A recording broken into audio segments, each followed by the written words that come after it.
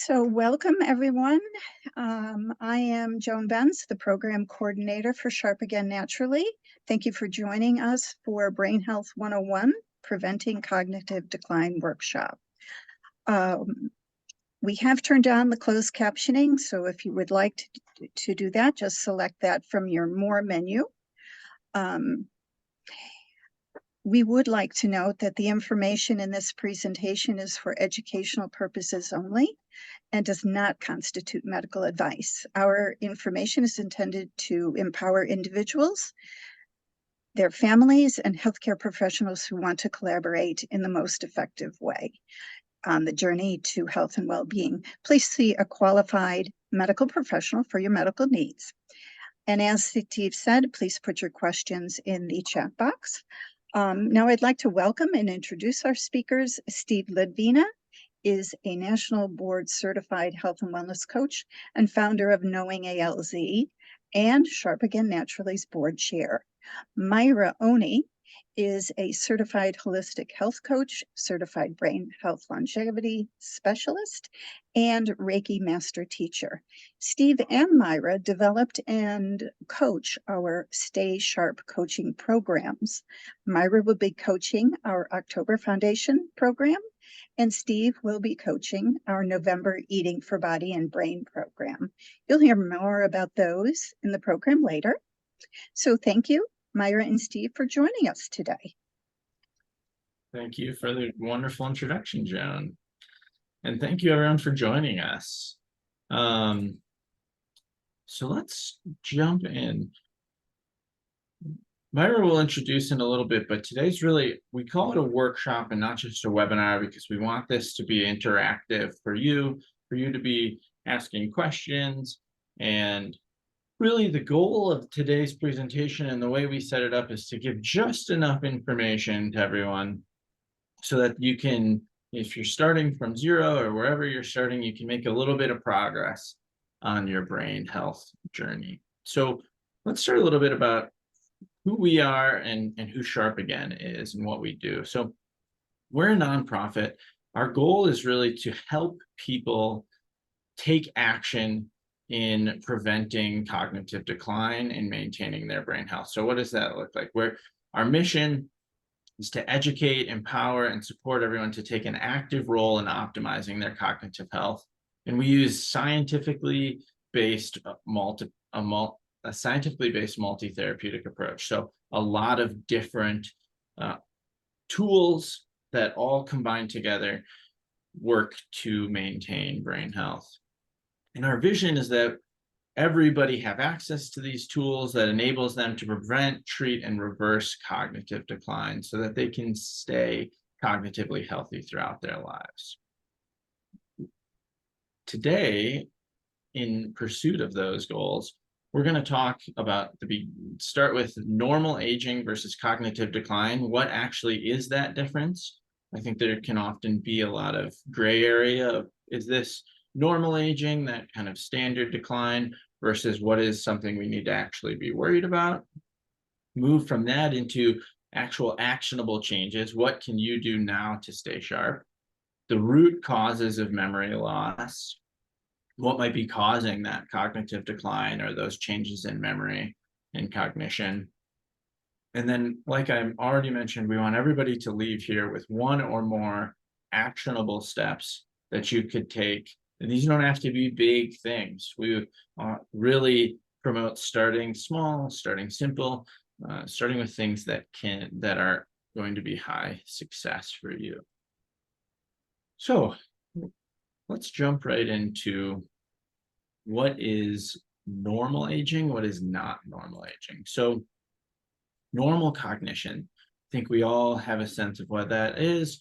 This is where there's no detectable changes in your cognition, either through testing or through your own perception of how things are going. You can't tell that there's any changes. You're not noticing some new, more forgetfulness or some changes, and your family's not noticing that either. And then kind of the first stage of what we consider to be not normal aging is subjective cognitive decline. So this is where we're moving into brain changes that still might not be able to be picked up on a test, but you know that you're going beyond simple forgetfulness. So if normal aging is simple forgetfulness, or you might have a little bit of extra trouble in recalling names, dates, events, trouble finding words in conversation, slowing in speed of processing information or learning or problem solving, challenges with multitasking, all of that stuff is really normal aging at different stages. And we start that kind of slow normal aging decline around age 30, and it kind of progresses throughout our lives. When we move into not normal aging, that subjective cognitive impairment is often a feeling in our brains that we know something is different and it's not right. This is sort of regularly forgetting appointments or conversations, misplacing items. And the subtlety between subjective cognitive impairment and mild cognitive impairment is it's not being picked up on testing yet, but you know there's a change. So with mild cognitive impairment, there's changes that might be a concern to both you or your family, but you can still do everything that you want to do in daily life. You're able to still balance your checkbook, shop and drive, but it might be a little harder than it previously was. The memory problems might be getting a little more difficult. Those activities are still available, but a little more challenging. And then finally, dementia is where the cognitive impairment is severe enough to interfere with everyday abilities. So a good way of thinking of the difference between, that kind of subjective cognitive impairment, mild cognitive impairment, and dementia is in those, mild cognitive impairment stages, it's, oh, I might be forgetting where my glasses are. Whereas with dementia, it's I'm forgetting what my glasses are used for. You might be misplacing things versus really having that more significant decline. So hopefully that clarifies for everybody.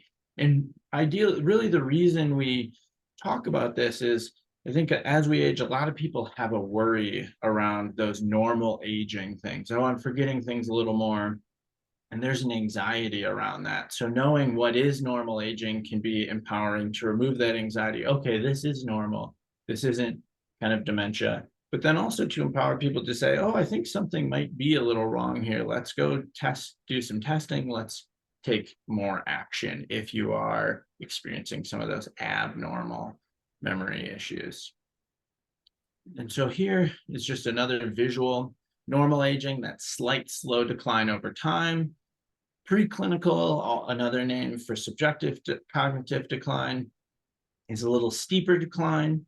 That stage can last for quite some time without tipping into mild cognitive impairment. That's a little bit greater of a decline. And it's important to note here that people who have subjective cognitive impairment and mild cognitive impairment, it's not 100%, and not even close to 100%, go into dementia. Not everyone progresses. There's many different causes of those early stages. Many of them are reversible. And the things we're talking about today can change the trajectory. And so finally, we know dementia is that more significant decline over time. And our goal is really to delay, slow, or stop these declines, to flatten those curves out, to push back the decline, stop it, or prevent it altogether. With that, I'm going to pass it over to Myra. Hey, thank you, Steve. So now hopefully you all have more of an idea about the different stages of dementia and how it progresses. But so what's different now? Well, it used to be that if you went to the doctor and he diagnosed you with dementia, that there was really no hope. He would say, there's not much we can do for you, maybe give you a prescription, which may or may not work, but really go home, get your affairs in order. And that was pretty much it. But now we have more hope. And instead of becoming fearful, being in denial, or maybe wishing everything away.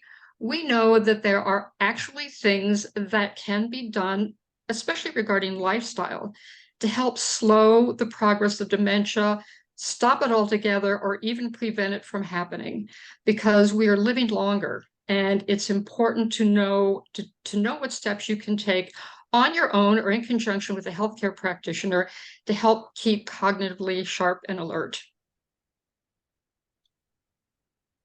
Okay, so as Steve mentioned earlier, today's workshop, this is really a workshop, okay? Because it's a webinar, but it's also a workshop because we want you to do a little bit of work because when you leave today, we'd like you to have something you want to go to work on, as well as action steps that you can take. And this is very much how our coaching programs work. So we're just going to give you a little bit of a taste of that.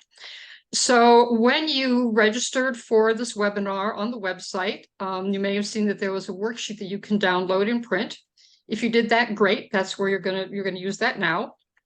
If not, you can just get a piece of paper and a pen or pencil. And what I would like you to do is, on that sheet of paper, I'd like you to take some notes on lifestyle changes you hear about today that you might like to make. Now, what you hear might be something that you've been hearing about for a long time, but all of a sudden today it pops up for you that, oh yeah, that's something I've been meaning to do, and I'm going to start taking action on that. So listen, take notes, and in just a little bit, we're going to ask you to use those notes to create a plan for change. Excellent. Yeah. So jumping into lifestyle factors, I really want to double down on something Myra said, is there's really hope. I think we've known a lot about lifestyle factors and how they can help brain health for a while, but the science has become so solid over the last 10 years on these things, and they're really powerful for our brain health. And like she said, every time I even give this presentation, even though I've given it many, many times, I'm always reminded, oh yeah, I can make a little bit of progress on this or that. So even though some of these things might be review, it's really about taking that action step. So here's a little overview of exactly what we mean by lifestyle factors for brain health. The first one, and very underrated, especially, I'm glad to see that over the last 5 years or so, we've kind of rounded the corner on sleep and started really valuing it again, instead of valuing getting less sleep. But that 7 to 9 hours is so important for our sleep. It's a really powerful thing for refreshing and detoxifying and rejuvenating our brain every night. And that 7 to 9 hours is time sleeping, not necessarily just time in bed. So I personally know I need to get about 8.5 to 9 hours in bed in order to get just that 7 hours of time asleep, because I wake up a little bit during the night. It takes me a little bit of time to fall asleep. So nutrition is very important. And the most basic thing that you can wrap your hands around is we just want to be targeting a whole foods diet that's very vegetable heavy. We're eating a lot of vegetables for our brains, and really following that kind of Mediterranean style diet.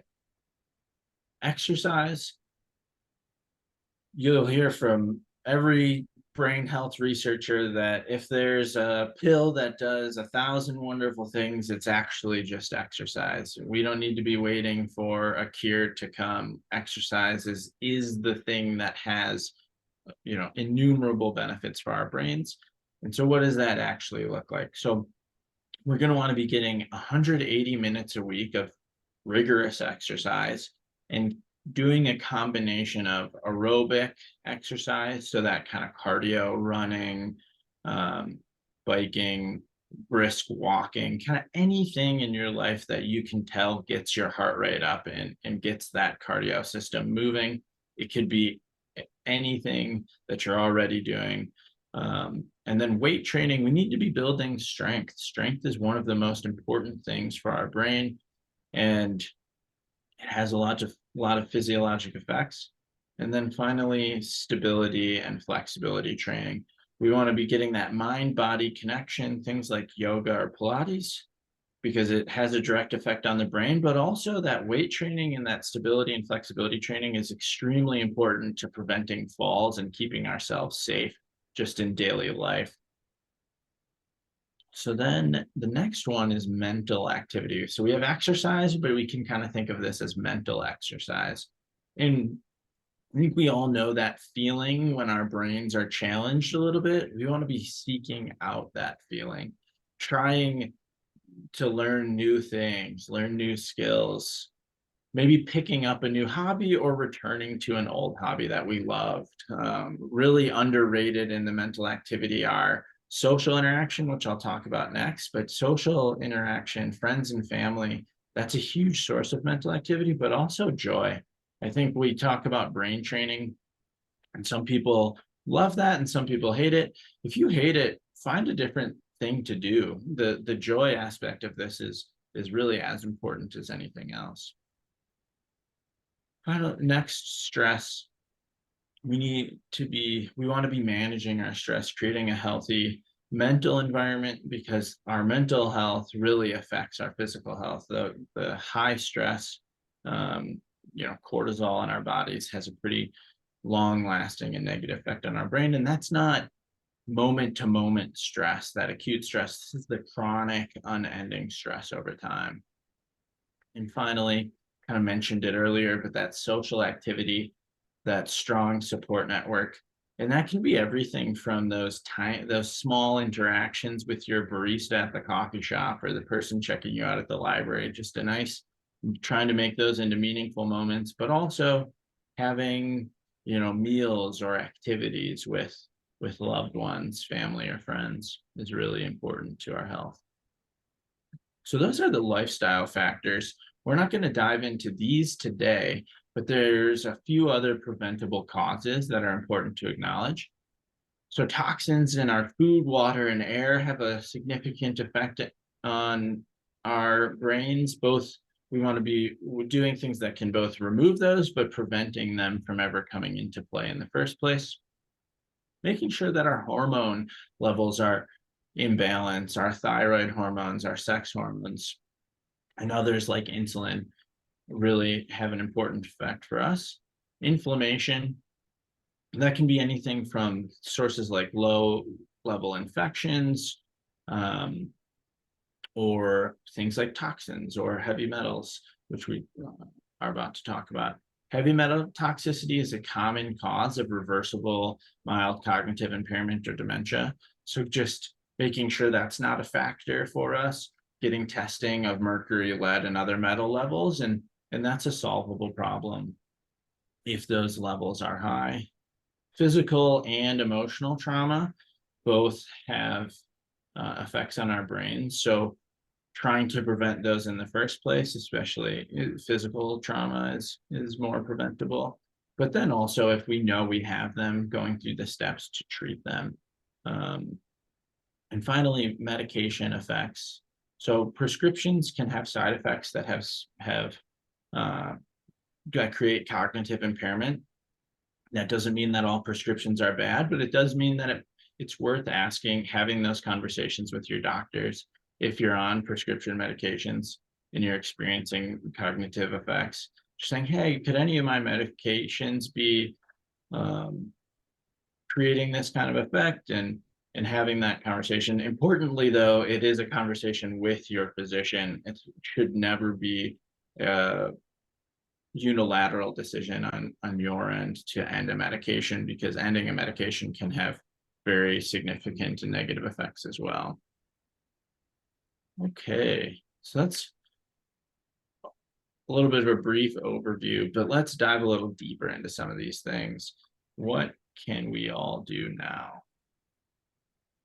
Okay, so thank you, Steve.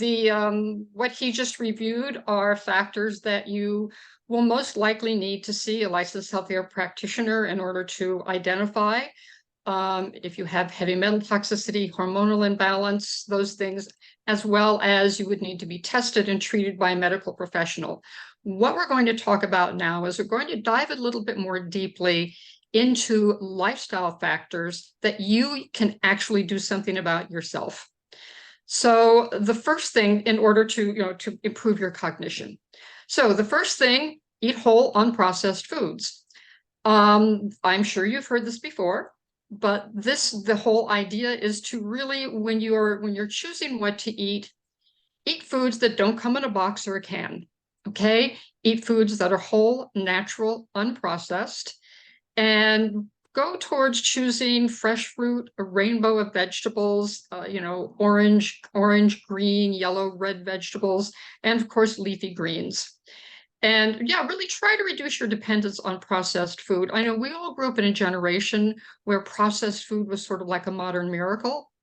And now we are discovering that, well, no, actually, it's not.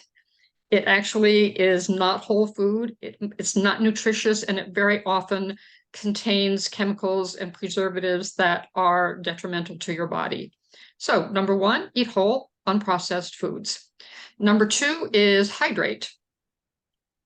So why is this so important?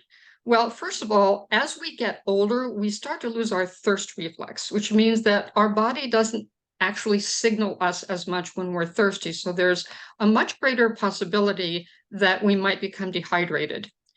So water is really essential for delivering nutrients to the brain, right? It's sort of like that's what runs your plumbing system and helps deliver all of that good food to your brain and the rest of your body, the cells in your body. It also helps remove toxins that have accumulated in your body and in your brain. And this is really, really important because removing toxins is key to keeping a good, healthy body. And these are just toxins that occur every day. All right. There's your cell gives off waste, your cells give off waste, your muscles give off waste. These things need to be removed from your body. If you're not well hydrated, that doesn't happen. And hydration also helps to balance mood and reduce stress. And also it helps with sleep. So one of the things you can do if you're having a problem sleeping is try to hydrate more during the day, like before 7 o'clock at night. This one here is very interesting. So this is to fast 12 hours overnight. Now, some of you may have heard of this. This may be new for some of you. And just a little caveat here, if you have blood sugar issues, you should definitely not begin any kind of a fasting program before you speak with your doctor.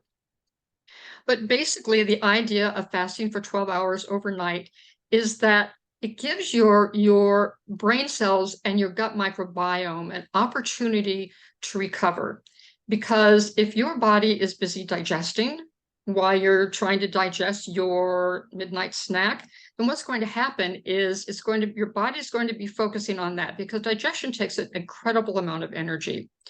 And there are certain hormones whose only job it is to clean out your brain cells, to clean the debris from your brain. They only come out at night and they do not function if you're digesting.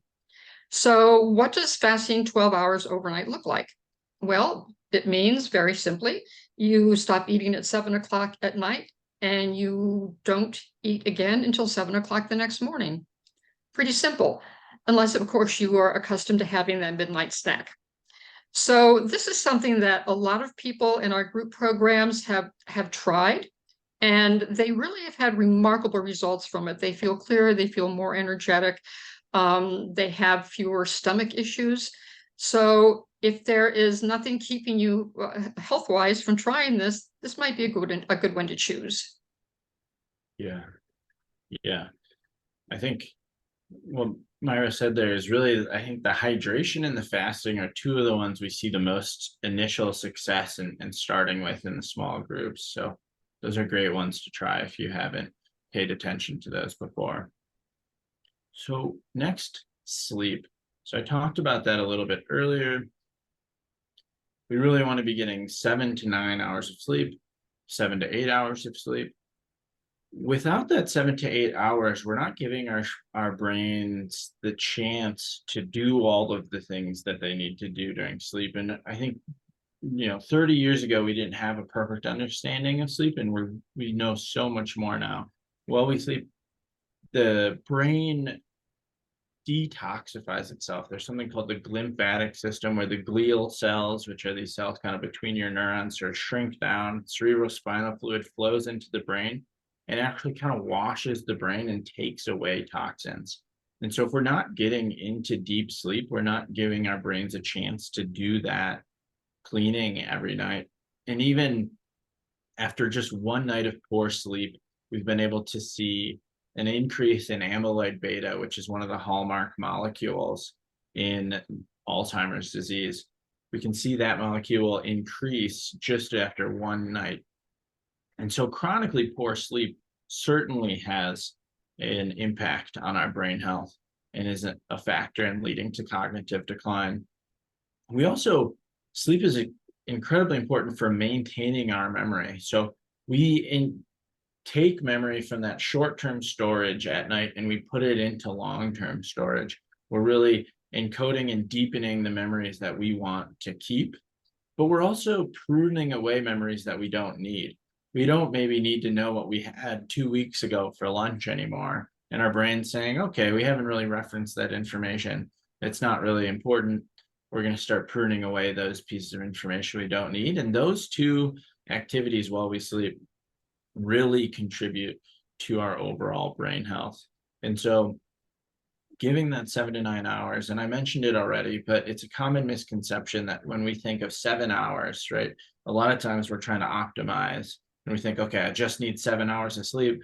That means I'll go to bed at 8 and I'll wake up at 5, or I'll wake up at, I guess 8 would be 8 to 3, but maybe 10 to 5, whatever it is, we're going to leave just that 7 hours for ourselves to get that 7 hours of sleep.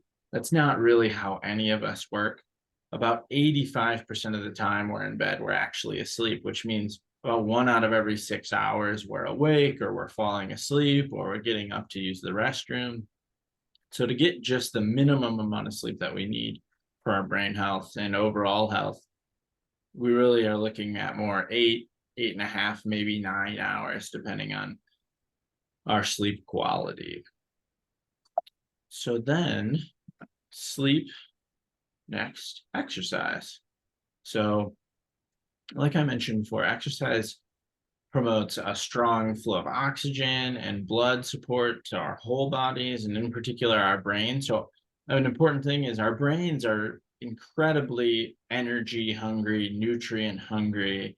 And in order to make sure it's getting the oxygen and nutrients that it needs and getting the energy that it needs, we need a strong and healthy cardiovascular system.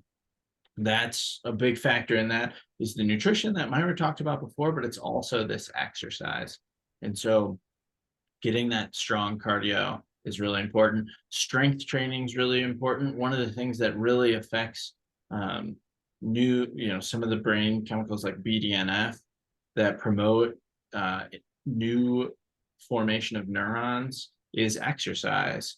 The more muscle we have, one of the places our bodies put additional blood glucose is by moving it into our muscles where it can be used and then using it for exercise. So building muscle, building strength helps with that insulin levels and blood glucose levels.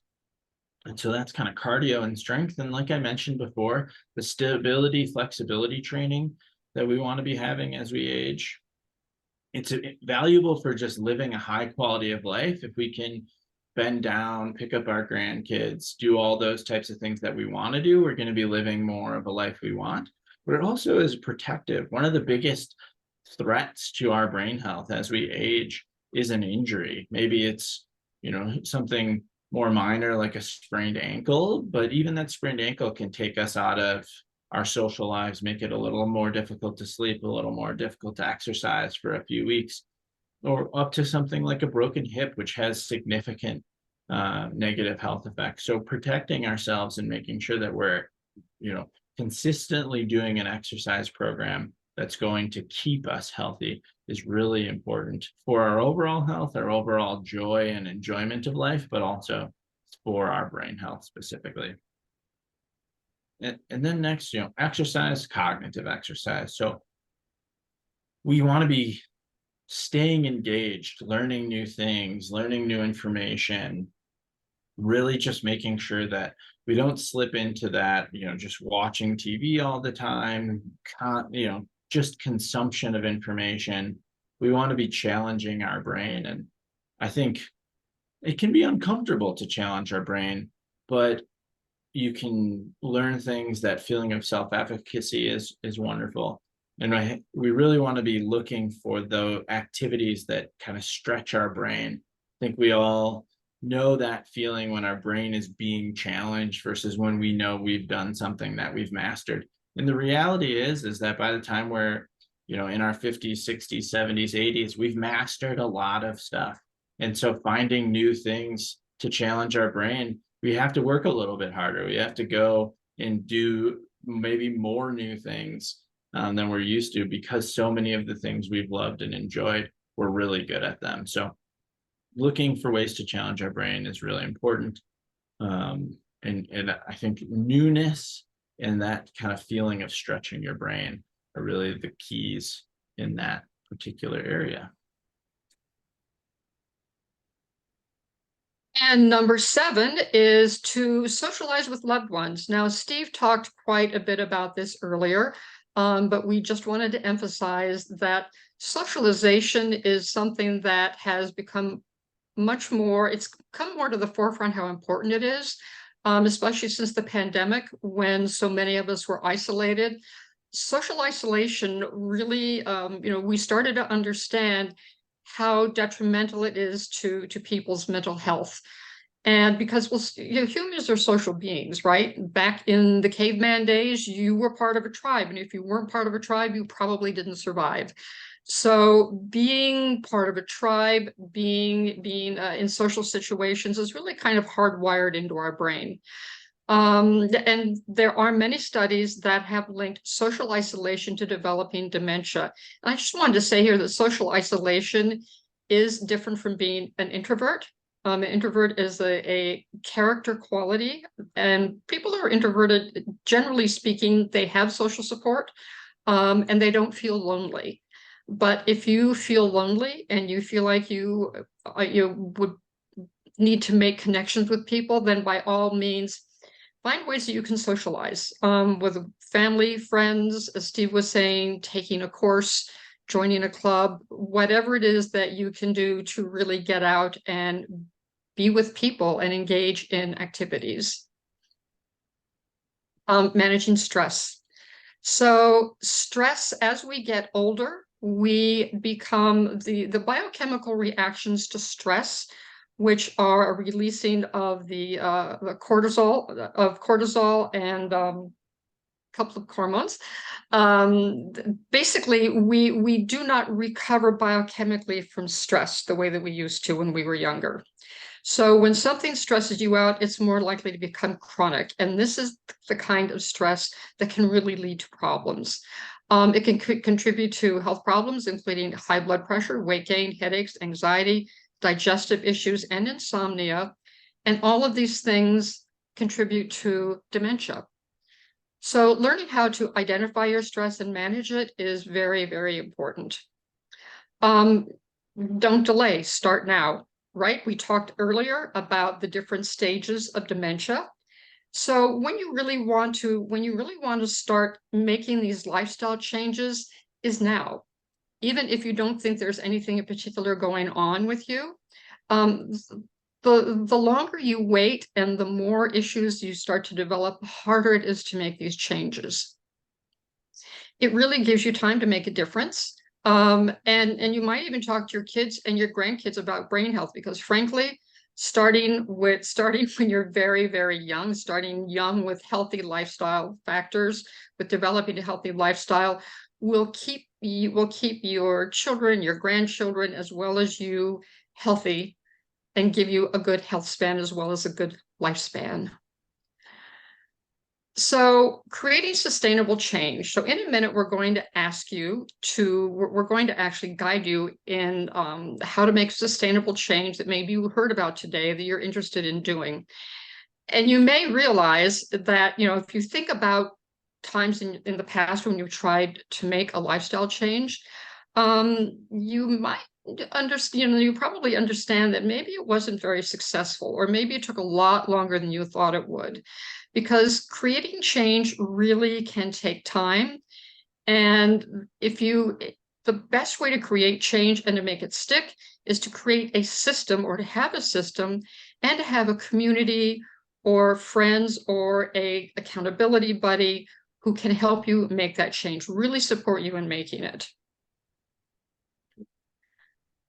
So one thing I wanted to just add, and is really, I think one of the traps we can fall into across all these changes, and really any health changes, is kind of thinking it's a chore, thinking it's a grind, like we have to do it. But with every one of these changes, find the joyful version. With with nutrition, oh, I have to eat this, versus find foods you love. There are definitely going to be foods you love that are also healthy, and there's going to be exercise that's joyful and fun. Socializing, find groups of people you love being around and that are going to be fun, and all of these different things. It shouldn't obviously there's some days with health where we're pushing through and we're doing it for just to keep up the habit, but the overall experience can and should be a fun one.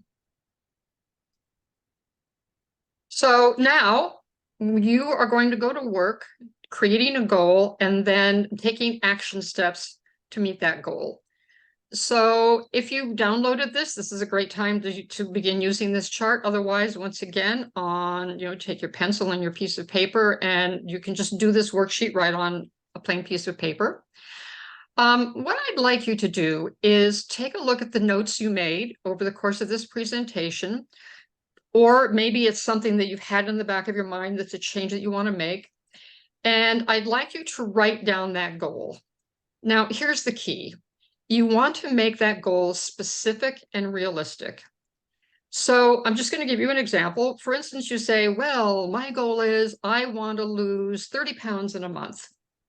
Well, 30 pounds in a month isn't really realistic. First, it's not healthy either. So you might want to say, instead of saying I'm going to lose 30 pounds in a month, you say, okay, I want to lose 10 pounds in 1 month. That's a lot more realistic, but it's still kind of a stretch. And you make it specific by saying exactly how many pounds it is you want to lose and giving it a time frame. So what I'd like you to do is just take a minute and choose a goal, something simple, something doable, not something pie in the sky, but something you're really invested in, something that's really, really important to you to do, and make it specific and realistic, and just write it in that square there on your piece of paper. And we'll give you a minute to do this.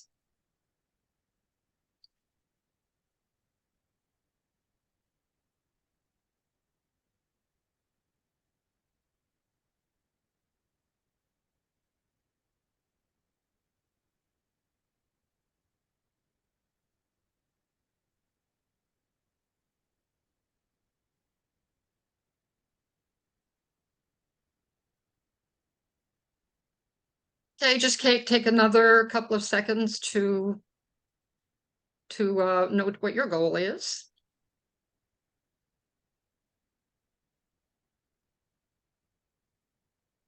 Okay, now in the next box, and this is a really important one, is your action steps. So what are 3 doable things that you can take to make that goal a reality? So these are 3 small steps that you can take that will help move you towards your goal. Maybe they won't get you to the final goal, but they are going to start moving you towards it. So for instance, in our example about you've decided now that you're going to lose 10 pounds in a month. What are 3 doable things you can do to make that goal a reality? Well, maybe one of the first things is that you stop eating a donut for breakfast every day, and you maybe substitute that with a kind of fruit that you really enjoy. Maybe the second thing is that you decide to start walking around the block every day. So you're going to start burning some of that fat with exercise. And maybe the last thing is that you're going to begin drinking more water, because hydration, quite often when we're hungry, we're often thirsty. So those are 3 things that are pretty doable. So go ahead and write down what your 3 action steps are. And if you like, you can please share them in the chat, or just share your goal in the chat.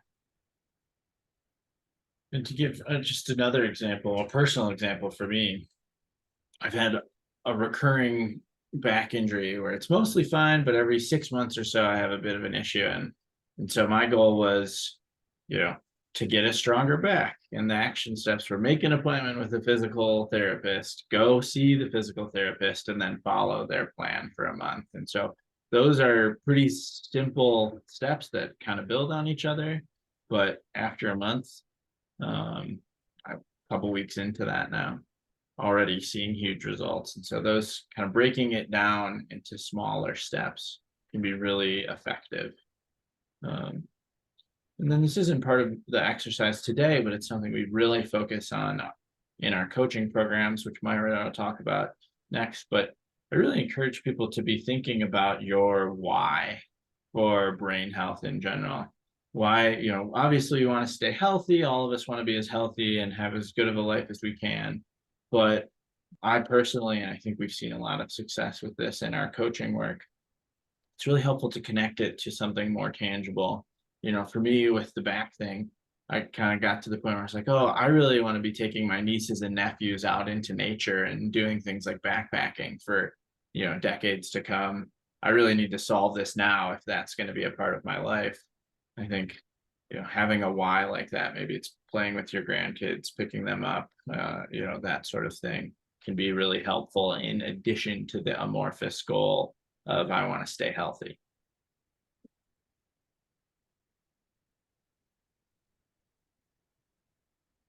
Go ahead and take just another few seconds to write down your action steps.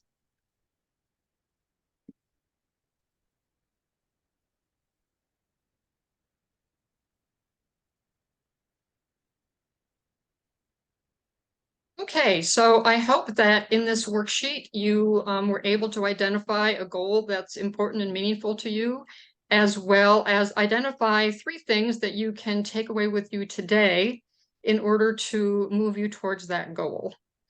And now I just wanted to talk for a minute about a couple of programs that we have at Sharp again that can actually be very helpful for you in achieving these goals, not only this goal, but other ones that may be important to you. We have a group, it's the foundational group that begins Tuesday, October 24th. And in this group, we focus on nutrition, exercise, and sleep, and how simple lifestyle changes can help improve brain health. Now, this is actually a hybrid program.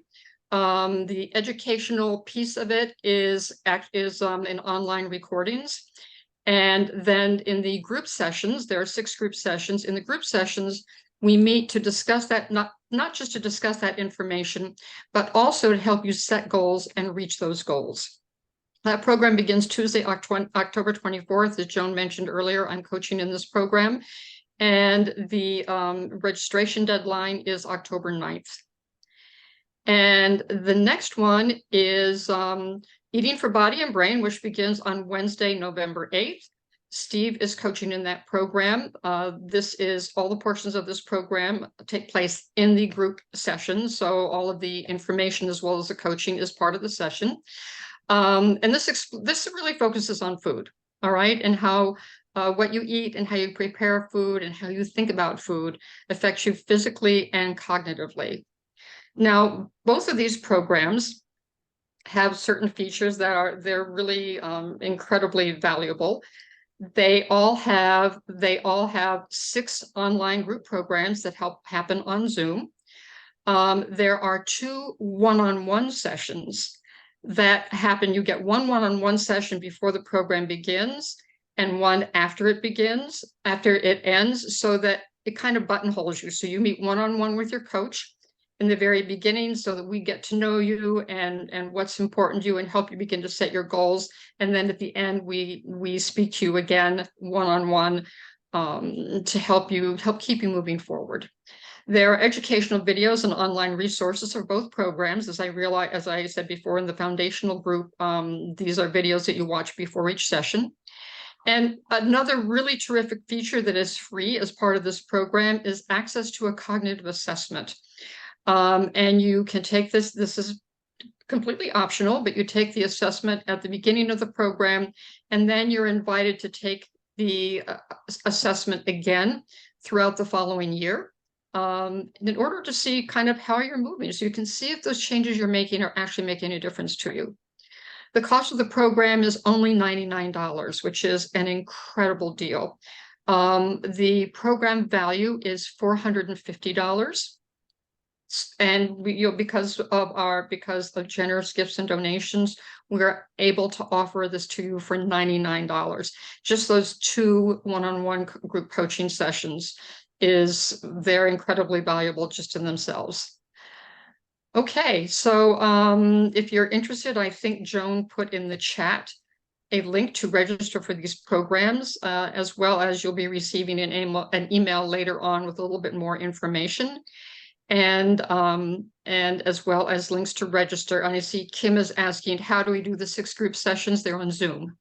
Okay, so they are on Zoom. And yes, Paulette, you have signed up for the group, for the foundational group. Looking forward to meeting you. Okay. Yeah, and I'll just put in my own 2 cents. These are really an incredible opportunity for anyone to take steps forward in their overall health and brain health journey.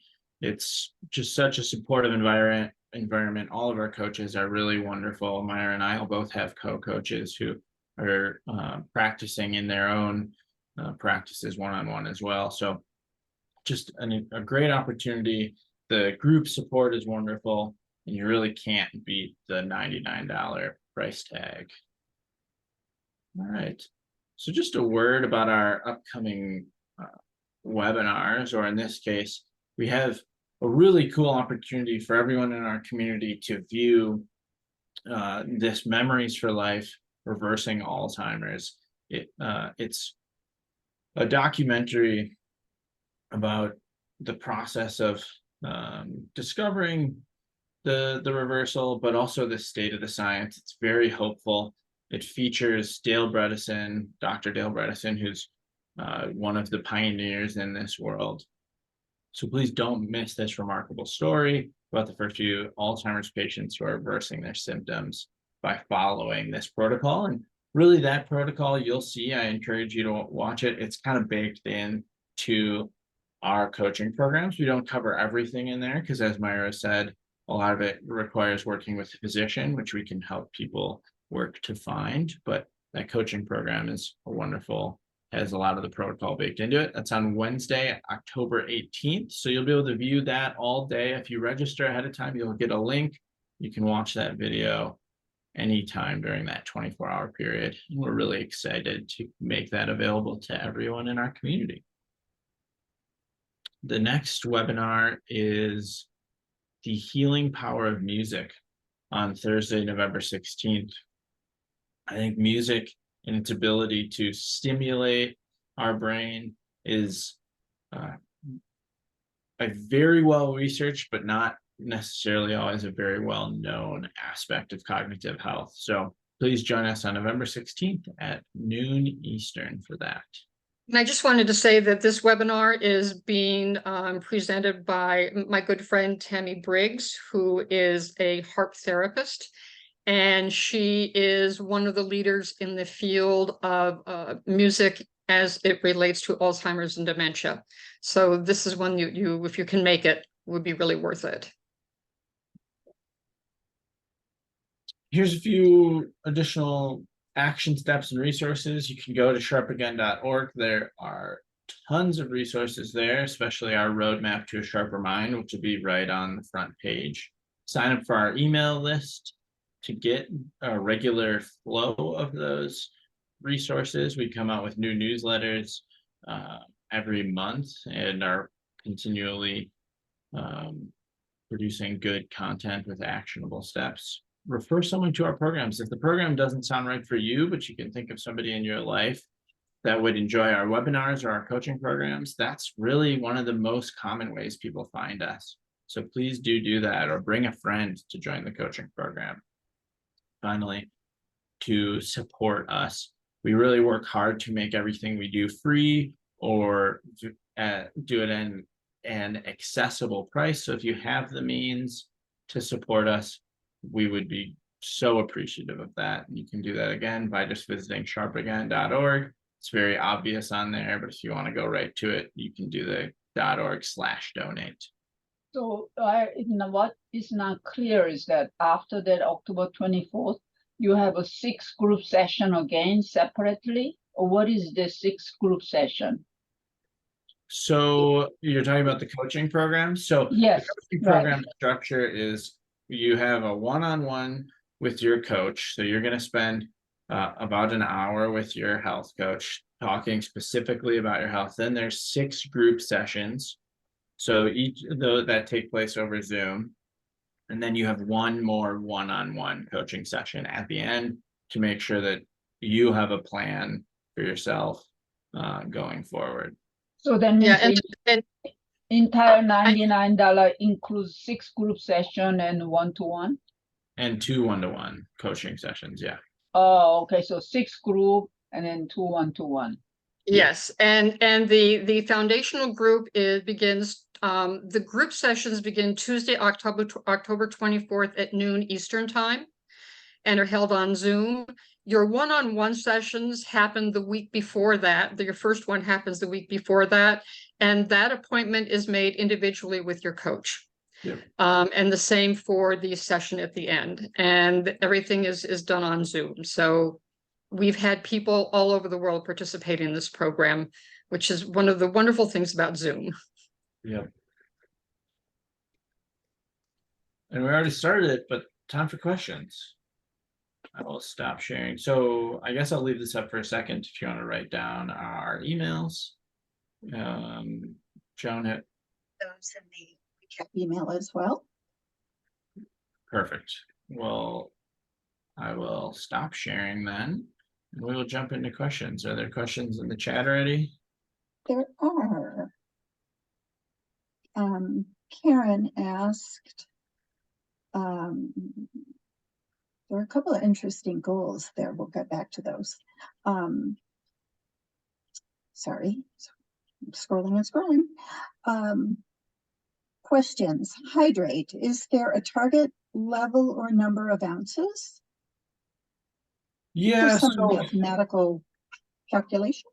yeah, so you're really going to want to be monitoring your own hydration and how you feel, because it is pretty particular to everybody, but sort of a rule of thumb that kind of works for most people, at least as a starting point, is take your weight and divide it by 2, and that's the number of ounces you'd want to drink today. So let's say you're 150 pounds, that would be 75 ounces, which is about 6 regular glasses of water or so, like about 6 if you have a glass at home. That's about a pint glass. So that's yeah. And on sleep, is there a differentiation between 7 and 9 hours of sleep? Because I think 7 is pretty standard, but should I be shooting higher? So this is where you would really want to monitor how you're feeling. If 7 isn't enough, then you want to up it. It is and because part of it is quality of sleep. And we didn't really dive into that too much, but sleep quality is a very underrated aspect to sleep. We all kind of sleep a little differently. We get more rejuvenative. There's so many factors that go into sleep quality, the sleep environment, the heat of the room. Are you keeping a TV on? Did you have caffeine close enough to bedtime so your brain's still a little active even though you might be asleep? Like, so many things can fact. Did you have a little bit of alcohol the night before, so that's disrupting your deep sleep? Like that, those things all affect it. So some people might need more in that 8.5 hours of sleep. Some people might need more of the 7 hours of sleep. And that's where something as simple as taking a couple weeks and rating how you feel on a scale of 1 to 10. It doesn't have to be anything complicated. How many hours did I sleep? I slept 7.5 hours. Well, how do I feel? I feel an 8. Doing that kind of thing, as simple as that, all the way up through using something like an Apple Watch, an Oura Ring to track your sleep, can be really effective to kind of determine that for yourself. And So I'm oh, sorry. sorry. sorry, I was going to the next question. Did you want That's to? fine. Okay. No, go ahead. Challenging our brains. Is there a big differentiation between learning completely new things or just going about continuing to do what I'll say puzzles, jigsaw puzzles, crossword, logic, that kind of thing? Yeah. So when we talk about challenging your brain, and Steve, I'm sure you have, we can both answer this. So it's important really to challenge your brain to learn new things, because when you're learning new things, we're diving into the area of neuroplasticity here, which is something we talk about in our programs, which is basically your brain's ability to create new neural pathways. And these new neural pathways are extremely important, especially as we get older, because research has shown that you can actually create new neural pathways around areas of your brain that have been damaged. And when you are, or areas of your brain that contain amyloid plaque, which means that your brain can continue functioning as it has because you've made new neural pathways. Continuing to do puzzles, jigsaw word logic puzzles, there's nothing wrong with that. One of the things about online programs that were a little bit suspect is that they discovered that people were actually learning how to do the games, and so they weren't being as effective.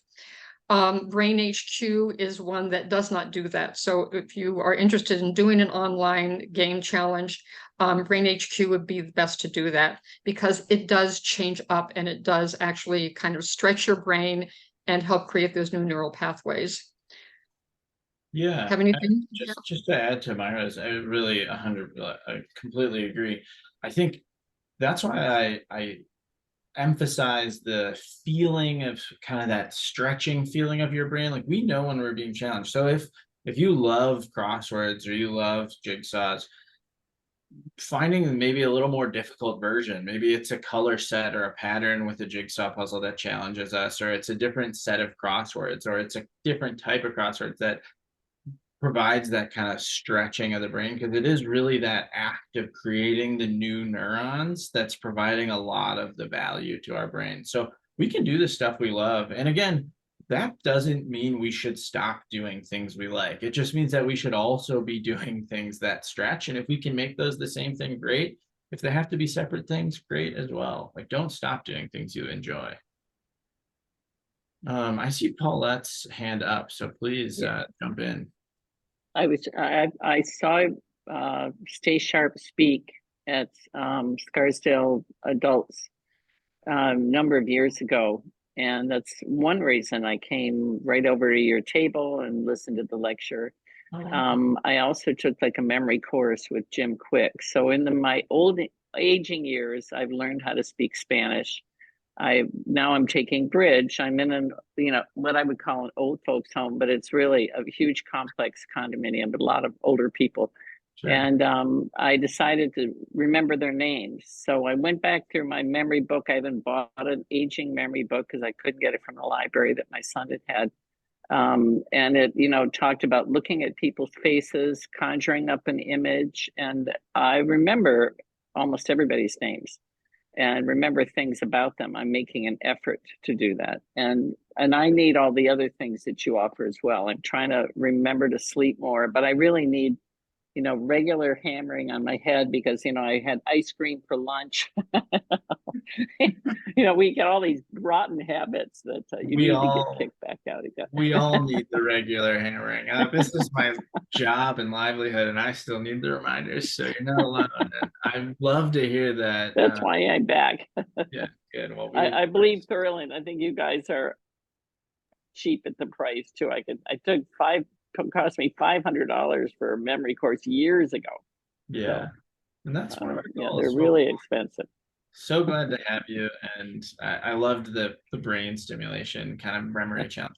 And that's some of the faces and names thing is a great example of how we can integrate this into just every activity. It's like, it doesn't have to always be, I'm going to sit down and do this thing for this amount of time.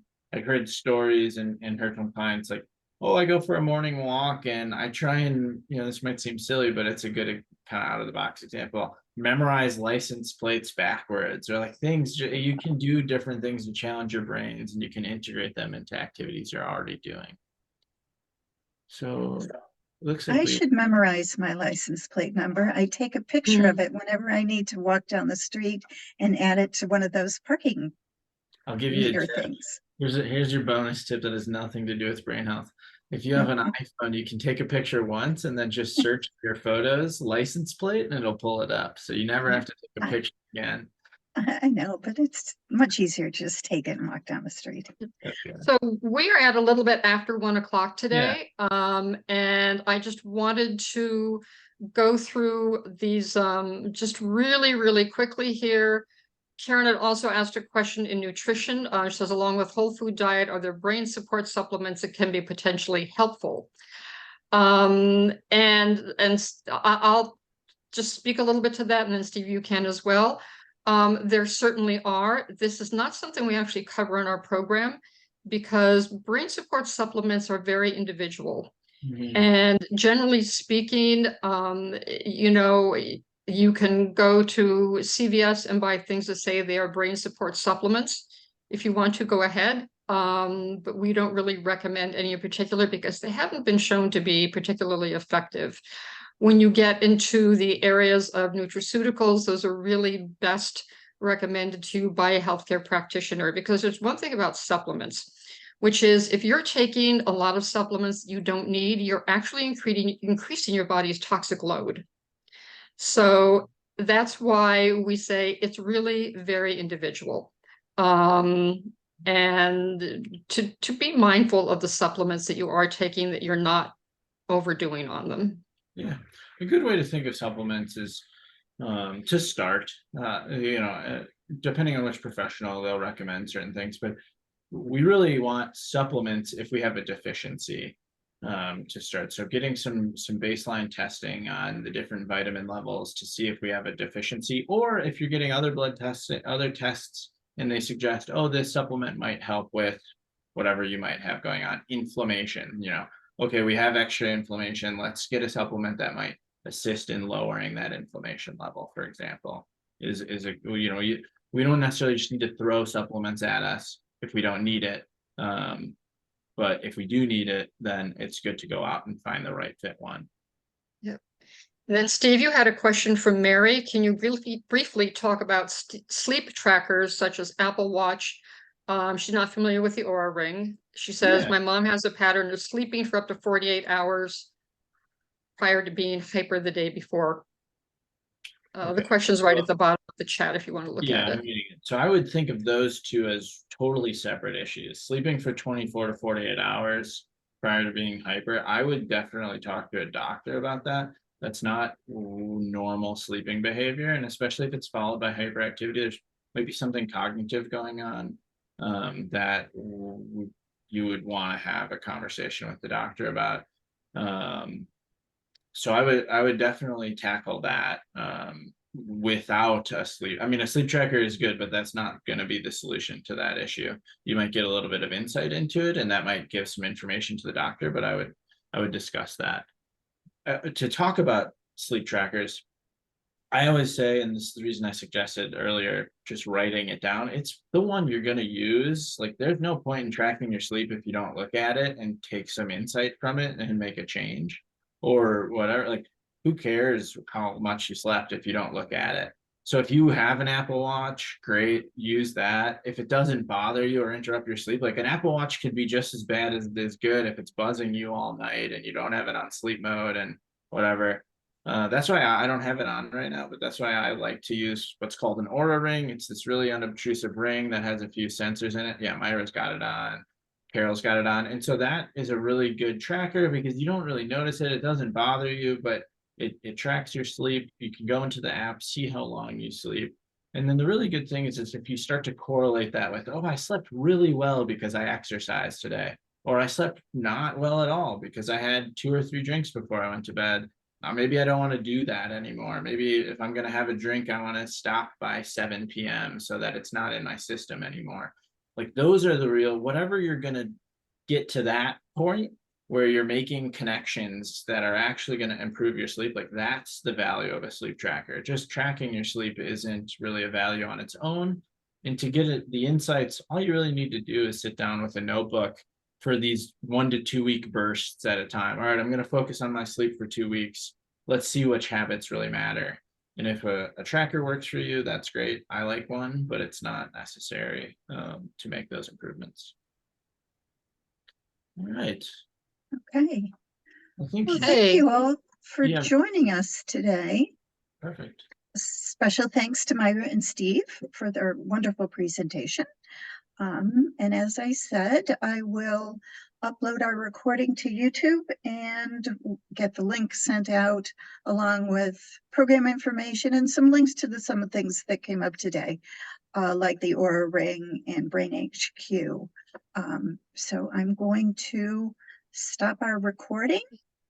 Sandra And- just was asking, I know you're going to send out this information, but she was asking where you can get an Aura Ring. It's actually OURA, and you can get it online. You just go to the Aura Ring website.